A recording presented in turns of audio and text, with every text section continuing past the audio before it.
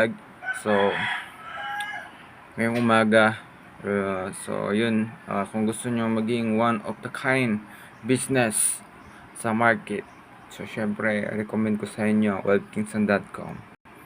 Maraming mangyayari kapag meron kayong sariling team, meron kayong sariling part of the company na mag-i-innovate sa inyo sa market, especially for B2B and B2C, and also for local market. Syempre nandyan yan, basta goods lang yung goods lang yung budget natin, no problems. So work out natin yan, international at local, pero mas maganda 1 year for local, 1 year for international, para mas maganda yung yung setup natin sa mga marketing. So syempre, ano ba yung i-setup natin dyan? Dominance sa Facebook, dominance sa YouTube, dominance sa Twitter, LinkedIn, and also for Google. Siyempre, hindi basta-basta makipag-kompetensya, lalo na bago yung company nyo, hindi na workout.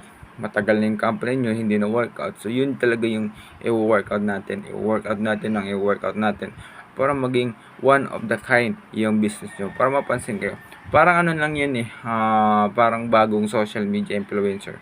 Kapag sumikat yung bagong social media influencer na yun, syempre, kailangan bigyan siya ng standing na moving forward. Hindi yung sikat ka lang, boom, laos ka na. So, hindi kailangan na aggressive. Kailangan nasa tamang formula, nasa tamang setup, nasa tamang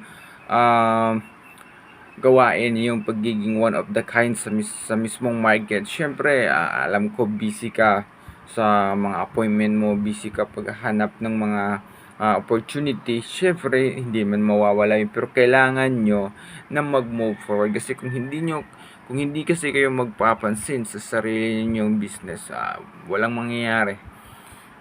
Still appointment pa rin.